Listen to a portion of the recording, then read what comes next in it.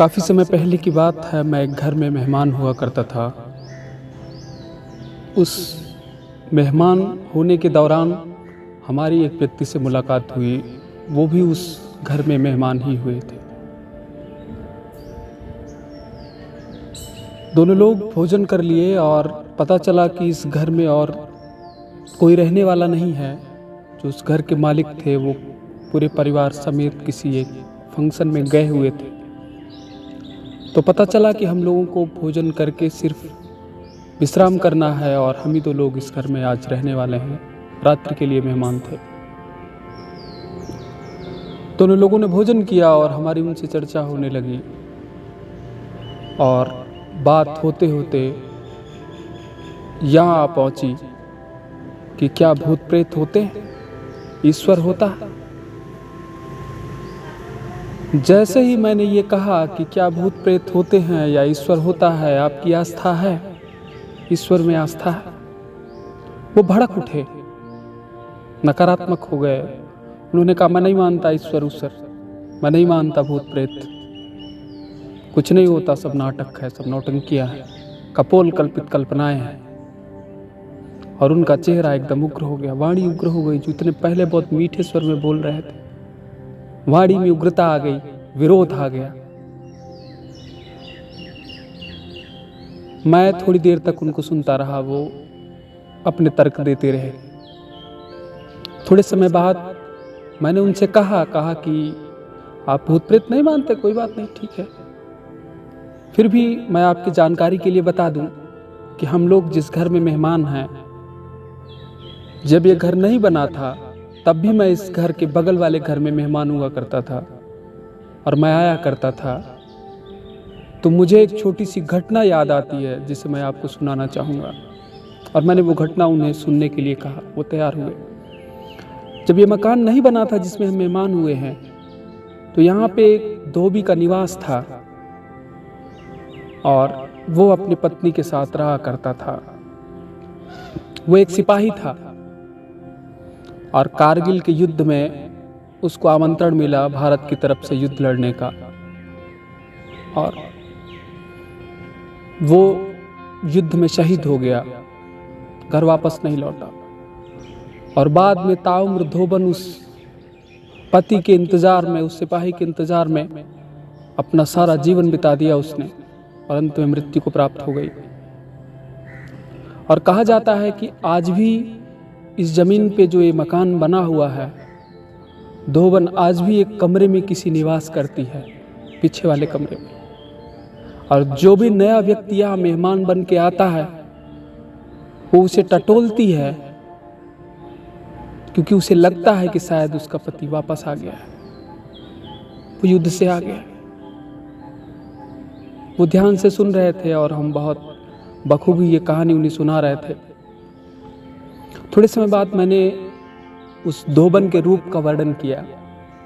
मैंने कहा वो धोबन बहुत सुंदर थी, एकदम परी थी, गोरी, लंबी, बड़ी बड़ी आंखें, बड़े बड़े काले बाल, अच्छे होठ, अच्छी नाकें, अच्छा चाल चलन, अच्छा चरित्र था, व्यवहार तो बहुत मधुर था, वाणी बहुत अच्छी थी, कोई कमी न थी।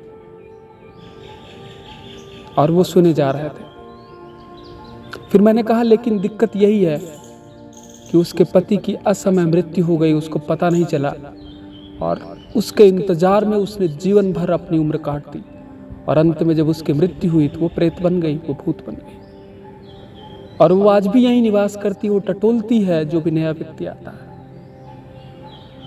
और मेरे इस कथा का प्रभाव इस कदर हुआ कि उनकी सांसें सिहरने लगी, वो सिमटने लगे, उनके चेहरे पे डर दिखाई देने लगा। फिर हम दोनों लोगों ने अपनी वार्ता संपन्न की। रात के लगभग 12 के आसपास बजे थे। हम लोग विश्राम करने के लिए एक छोटे से कमरे में चले गए, जिसके बगल उनका कमरा था। उन्हें दूसरे कमरे में सोना था, हमें दूसरे कमरे में सोना था। दोनों लोग विश्राम करने के लिए अपने अपने कमरे में गए और विश्राम अवस्था में आ गए। थोड़ी देर बाद अचानक वो चौंक करके चिल्लाने लगे, बचाओ बचाओ। मैं गया, मैंने लाइट जलाई, मैंने देखा कि वो चिल्लाने के बाद पसीने पसीने हो गए हैं और बार बार ये कह रहे हैं वो आ गई, वो आ गई, वो वहां बाहर खड़ी है, वो आ गई। मैंने कहा कौन? कहा रे वही आ गई जिसकी चर्चा आपने की थी, वो धोबन आ गई, वो अपने पति को ढूंढ रही, आ गई, बचाइए मुझे आप। मैंने कहा आपने तो कहा था कोई भूत प्रेत होता ही नहीं है, ईश्वर होता ही नहीं है, तो जब भूत प्रेत नहीं होता, ईश्वर नहीं होता, तो आपको बचाएगा कौन? मुझ इंसान में तो इतनी सामर्थ्य है नहीं कि मैं आपको भूत प्रेत से बचा पाऊंगा। उन्होंने कहा नहीं, आप बचाइए किसी तरह से मुझे, क्योंकि मैं बहुत भयभीत हो गया हूं, मैं बहुत डर गया हूं और वास्तव में है। और अच्छा हुआ कि मैं पहले ही उठ गया, कहीं उसने अगर हमें टटोला होता, हमारी चादर हटाई होती, तब तो शायद हमारे प्राण ही ले लिए होते उसने। और थोड़े समय बाद मैंने देखा कि उन्हें फीवर हो गया था, उन्हें बुखार हो गया था डर की वजह से। मैंने उन्हें दवाइयाँ दी, लेकिन रात भर मैं परेशान रहा, न वो खुद सोए न उन्होंने मुझे सोने दिया। यही घटना जीवन में, इस संसार में जो भी व्यक्ति है, हर व्यक्ति के साथ है। वो कोई भी तथ्य स्वीकार करता है, उसके पीछे उसकी मानसिकता और उसकी मानसिकता की घटनाएं, परिघटनाएं शामिल होती हैं। हम बहुत अच्छे हैं या हम बहुत बुरे हैं, ईश्वर है या ईश्वर नहीं है, भूत प्रेत हैं या वो नहीं है, इसके पीछे हमारा एक पूर्वाग्रह होता है। और उस पूर्वाग्रह से जब तक हम मुक्त नहीं होते, हमें एहसास नहीं हो सकता। क्योंकि जो हमें लगता है जरूरी नहीं है कि वही सत्य है। उन्हें लग रहा था कि भूत प्रेत नहीं होते, जरूरी नहीं था कि वही सत्य था।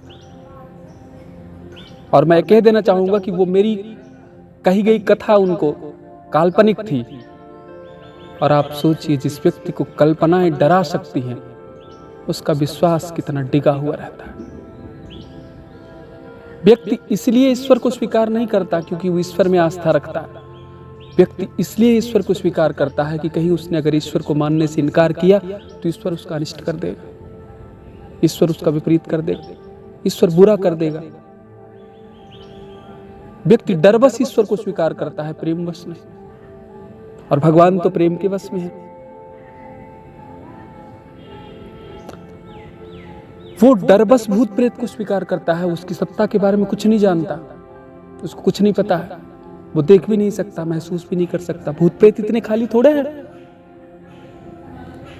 लेकिन वो उसे इसलिए स्वीकार करता है कि कहीं अगर हम उसे अस्वीकार कर देंगे, ये उसका अपमान होगा। अपनी मानसिक वृत्ति के जैसी मानसिक वृत्ति सोचते हैं लोग कि दूसरे की भी होगी। यही पूर्वाग्रह उन्हें परेशान करता है। यही समस्याएं उनके जीवन में जीवन को जटिल बना देती हैं, जो उन्हें सामान्य तरह से जीने नहीं देती। ईश्वर है या नहीं है, ये सवाल सिर्फ मानसिक नहीं है, ये सवाल आध्यात्मिक है।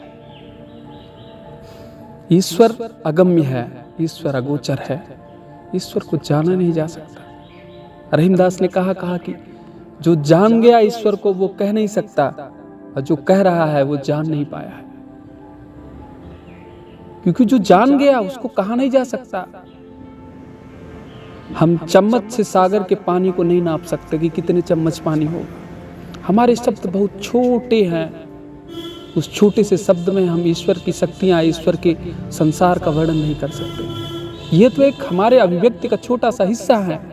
हमारे शब्द तो हमारे अभिव्यक्तियों को भी पूरी तरह से सामने नहीं ले आ सकते। 60-70% अभिव्यक्ति होती है हमारे शब्दों से।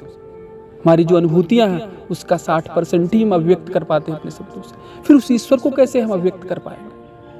हमारे बस की बात नहीं। ईश्वर अनुभव का विषय है और अनुभव शब्दों में नहीं बांधा जा सकता। शक्तियां शब्दों में नहीं बांधी जा सकती, वर्णनीय नहीं है। ईश्वर अगम्य है, ईश्वर अगोचर है। अगर आपको हमारी प्रस्तुति अच्छी लगी हो, आप हमारे चैनल को लाइक, शेयर, सब्सक्राइब करिए। मिलेंगे अगले वीडियो में अगले प्रसारण के साथ। तब तक के लिए धन्यवाद।